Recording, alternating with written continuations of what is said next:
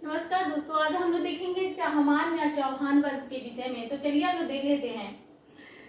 कहते हैं इस राजवंश की स्थापना चाहमान या चौहान वंश के राजवंश की जो स्थापना है 7वीं शताब्दी में वासुदेव के द्वारा की गई थी। ठीक है ना।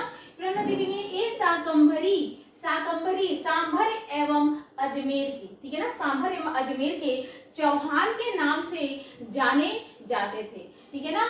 और ये चाहमान वंश की जो वंशावली है विग्रह राज द्वितीय के एवं हर्ष के प्रस्तर अभिलेख एवं सोमेश्वर के बिजौलिया प्रस्तर लेख से प्राप्त होता है। चाहमान वंश की जो वंशावली है, ऐसा माना गया है कि चाहमान जो है प्रतिहारों के सामंत हुआ करते थे। ठीक है ना। ये प्रतिहारों के सामंत हुआ करते थे। इस वंशावली में, इस वंश में कई राजा हुए, लेकिन कुछ मुख्य राजा के नाम हम लोग देखते हैं। अजय राज, ठीक है ना, अजय राज इस वंश का जो शासक था। अजय राज 12वीं शताब्दी में सर्वाधिक प्रसिद्ध शासक हुआ था। ठीक है ना।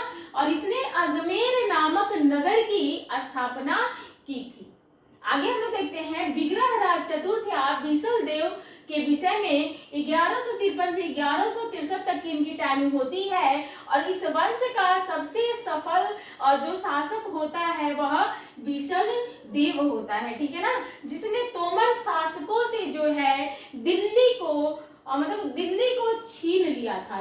इसने बिसल देव ने जो है तोमर शासकों से दिल्ली को छीन लिया था। बिसल देव जो है वीर होने के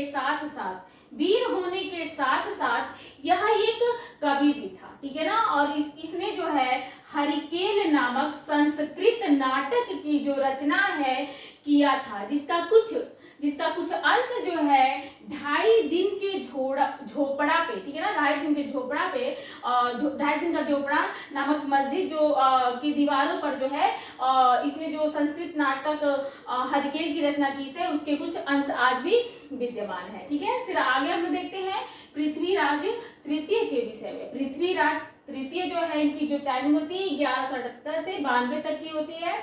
और इस वंश का जो है अंतिम शासक एवं शक्तिशाली शासक जो है पृथ्वीराज तृतीय हुआ। पृथ्वीराज तृतीय या पृथ्वीराज चौहान, जिन्हें राय पिथौरा की उपाधि से विभूषित किया गया है। ठीक है ना। हम लोग देखते हैं कि इन्होंने जो है गुजरात के चालुक्य वंशी शासक जो है भीम को मार डाला था। ठीक है ना। और इनके ही शासन काल में तुर्क आक्रमण हुए थे। तुर्क आक्रमण जिसमें तराइन का प्रथम युद्ध हुआ था।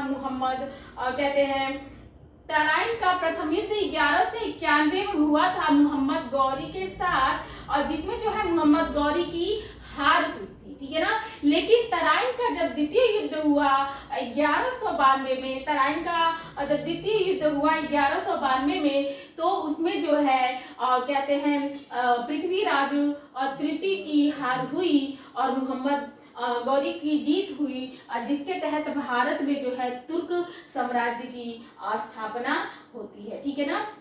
इन्हीं के राज्य काल में जो कवि थे चंद्रवरदाई एवं जयानक, चंद्रवरदाई ने पृथ्वी राजरासों की रचना की और जयानक जो है इन्होंने पृथ्वीराज विजय की रचना की। ठीक है ना। और चंद्रवरदाई के पृथ्वीराज रासों से ही पता चलता है कि जो जयचंद की गढ़वाल नरेश जो जयचंद रहते हैं इनसे उनसे भी जो पृथ्वीराज तृतीय का जो संबंध रहता है वो सही नहीं रहता है। दिल्ली के भूभाग को लेकर के जो है इन लोगों में जो लड़ाई चलती है, इसी बीच जो है जयचंद की पुत्री जो संयोगिता रहती हैं उनका जो है कि वो अपने पति के रूप में पृथ्वीराज तृतीय को स्वीकार कर लेती हैं। फलस्वरूप होता ये है कि जो जयचंद है वह राजसी यज्ञ एवं स्वयंवर का आयोजन करता है, लेकिन जो है सबको निमंत्रण देता है, लेकिन पृथ्वीराज तृतीय को नहीं निमंत्रण देता है उनको मतलब जलील करने के पर्पज से। लेकिन मतलब पृथ्वीराज तृतीय जो है छद्म वेश में भेष बना करके वहां पे आ जाते हैं और वहां स्वयंवर में जो है संयोगिता उनको मतलब वरमाला पहना देती हैं। वहां से स्वयं कहते हैं संयोगिता का अपहरण करके चले जाते हैं।